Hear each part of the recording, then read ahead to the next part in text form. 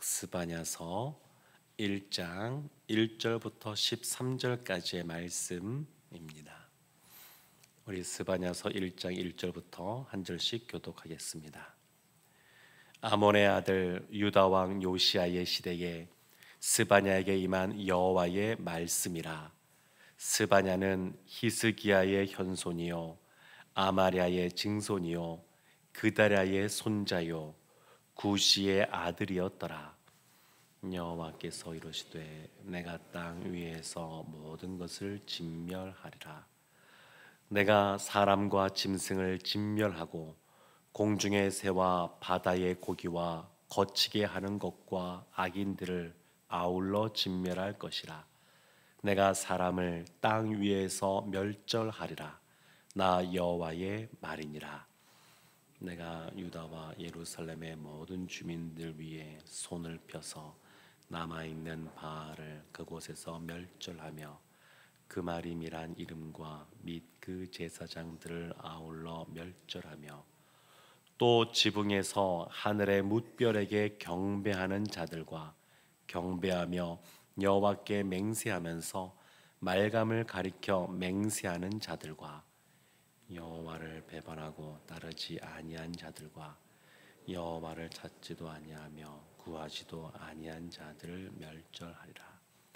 주 여호와 앞에서 잠잠할지어다. 이는 여호와의 날이 가까웠으므로 여호와께서 희생을 준비하고 그가 청할 자들을 구별하셨음이니라.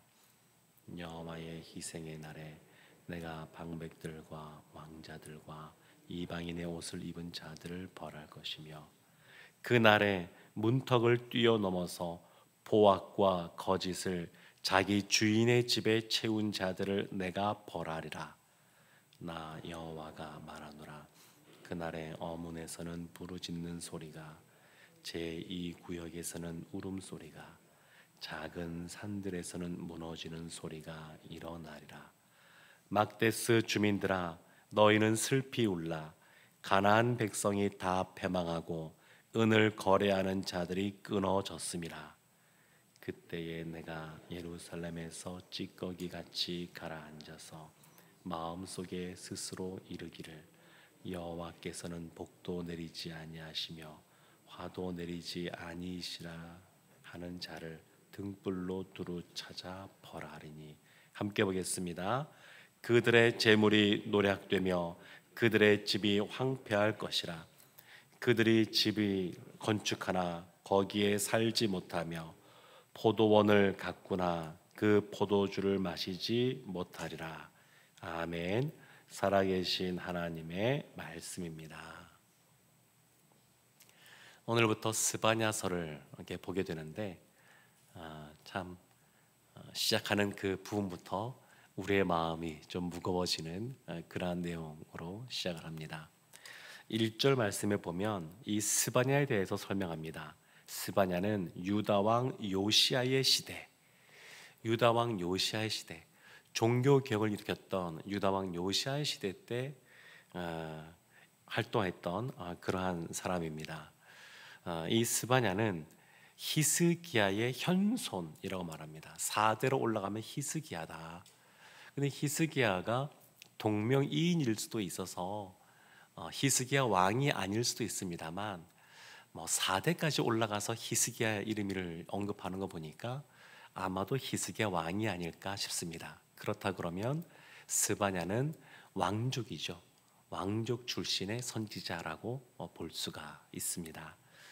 근데 오늘 2절부터 시작되는 그 말씀을 보면 참 이 하나님이 어떤 분이신지를 드러내는데, 우리가 하나님의 성품에 대해서 여러 가지로 고백합니다만 사랑의 하나님, 인재가 크신 하나님 다 합니다만 오늘 말씀에서는 진멸하시는 하나님 이렇게 말씀합니다.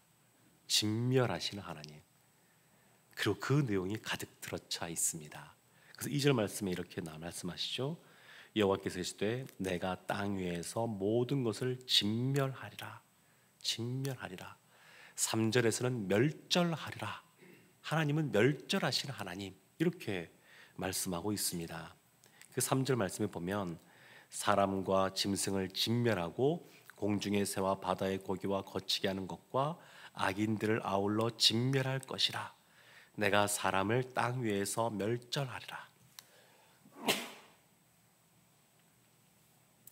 그러니까 하나님은 진멸하시고 멸절하신 하나님, 그런 하나님으로 말하고 있습니다.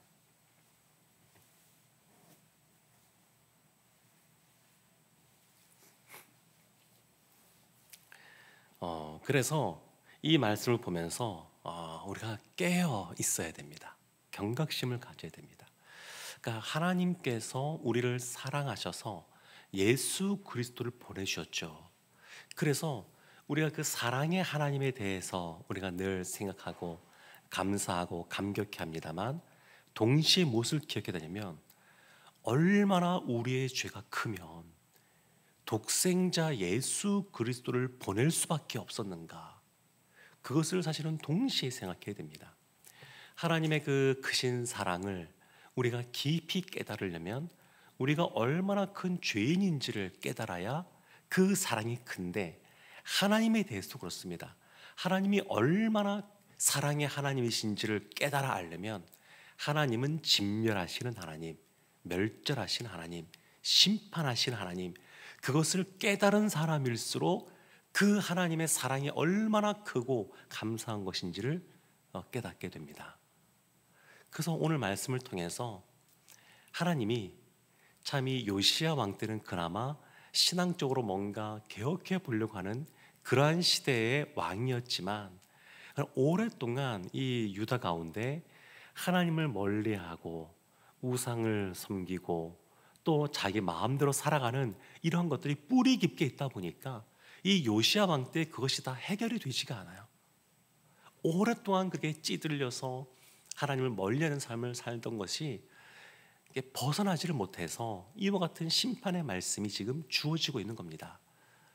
그래서 우리가 이 말씀을 대할 때 하나님이 참 무섭고 두려운 하나님이다, 그런 생각을 하는 것도 필요합니다. 이것이 왜냐하면 그 하나님이 또 독생자 예수 그리스도를 보내주셔서 우리를 구원하셨다고 하는 그 사랑의 하나님이라는 것을 그래야 더 분명하게 깨닫기 때문에 그렇습니다. 로마서 1장 말씀을 보게 되면 하나님이 이와 같이 진멸하시고 심판하시는 내용들을 보면 그게 두 가지라고 말합니다. 하나는 불경건, 이거 또 하나는 불의인데, 이 불경건하다고 하는 것은 그 하나님을 향하여 경건하지 못하게 행동하는 것이고, 또 하나는 사람들을 향하여 악을 행하는 모습, 그런 것에 대해서 하나님이 심판하실 것에 대해서 말하고 있습니다. 그래서 지금 오늘 말씀을 보면 이 두 가지가 사실은 다 들어가 있습니다. 하나님을 향하여서도 사람을 향하여서도 악을 행하는 그런 모습에 대해서 하나님이 심판에 대해서 말씀합니다. 4절부터 6절까지 보면 특별히 세 가지에 대해서 그들의 죄악을 언급합니다. 근데 세 가지가 오늘날에도 사실은 적용되는 내용입니다. 그래서 더 두려운 말씀입니다. 4절 말씀 보면 이렇게 시작합니다. 내가 유다와 예루살렘의 모든 주민들 위에 손을 펴서 남아있는 바알을 그곳에서 멸절하며, 바알을 멸절한다 이렇게 말합니다. 바알은 북이스라엘의 아합 왕 때 그의 왕비인 이세벨을 통하여 이스라엘 가운데 들어왔습니다. 그리고 남유다에는 왕족끼리 결혼을 통해서 그 바알이 유다까지 오게 되었습니다. 근데 단순히 그냥 바알은 풍요를 주는 신이야, 그래서 이스라엘이 그 바알을 따랐던 것이 아닙니다. 단순히 그런 것이 아닙니다. 그 이세벨이 이것을 가지고 온 곳이 페니키아 지역인데, 두로와 시돈 지역, 이스라엘 북쪽에 있는 두로와 시돈 지역, 페니키아 지역, 굉장히 이 무역이 발달되어 있던 그러한 해상 도시고 국가 아니겠습니까? 근데 그곳에서 들여온 겁니다. 그러니까 이 바알이라고 하는 것은 단순히 그냥 풍요를 주는 신 이런 것이 아니라 실제로 그 지역과 교역을 통해서, 무역을 통해서 그 상업적으로 굉장히 이득을 얻을 수 있는 그러한 것이 이 안에 그 관계되어 있다 보니까 사람들이 바알을 섬기는 것이었습니다. 그래서 이것은 첫 번째 하나님께서 지금 죄악으로 말씀하시고 지금 벌하시는 것은 배교라고도 할 수 있는데 그것은 특별히 경쟁인 것과 맞물려 있을 수도 있습니다.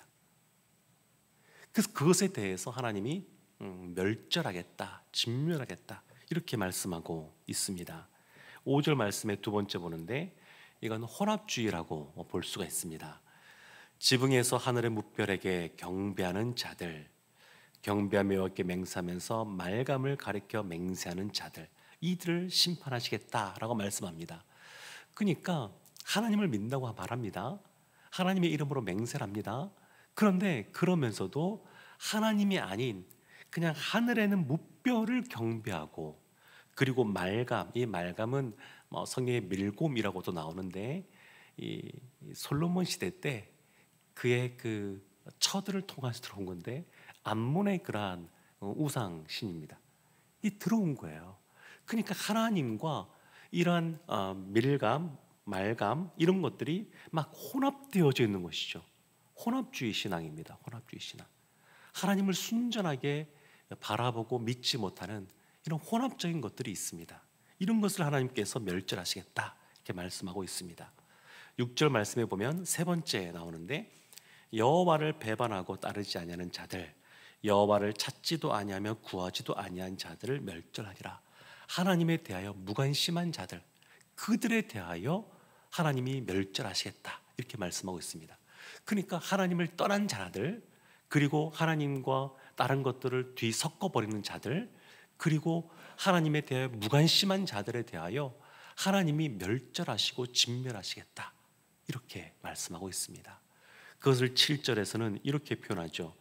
지금 4절부터 6절까지는 유다와 예루살렘의 모든 주민들 위에 임하는 심판이라 그러면 7절은 이제 그 때를 말하는데 그 때를 여호와의 날이라고 말합니다. 여호와의 날. 여호와의 날이 가까웠으므로 여호와의 날이 가까이 왔다는 겁니다. 하나님의 그러한 심판의 때, 그 종말의 때가 가까이 왔다는 겁니다. 멀리 보면, 어찌 보면 크게 보면 우주적인 그러한 종말이지만 또 작게 보면 개인적인 그러한 종말을 포함하여서 이런 일들이 벌어질 수가 있는데 하나님이 그 날이 멀지 않고 가까웠다 이렇게 말씀하시면서 8절부터 13절까지 오늘 끝까지 말씀 보면, 그래서 하나님이 이렇게 보라고 저렇게 보라고 이 사람들을 보라고 저 사람들을 보라고 그 내용들을 쭉 기록하고 있습니다. 사랑하는 성도 여러분, 하나님은 사랑의 하나님이시면서 동시에 공의의 하나님이셔서 우리를 심판하시는, 그리고 악을 행하는 자들에게 진멸하시고 멸절하시는 그러한 하나님이라는 것을 우리가 늘 기억하기를 원합니다. 그래야 깨어 있습니다. 그래야 깨어서 하나님의 은혜를 바라보고 하나님의 도우심을 바라보며 살아갈 수가 있습니다. 오늘도 하나님이 사랑의 하나님이시지만 동시에 진멸하시는 분이라고 하는 것을 기억하고 늘 하나님 앞에서 깨어 기도하는 우리 모두가 되기를 주님의 이름으로 축원합니다. 아멘.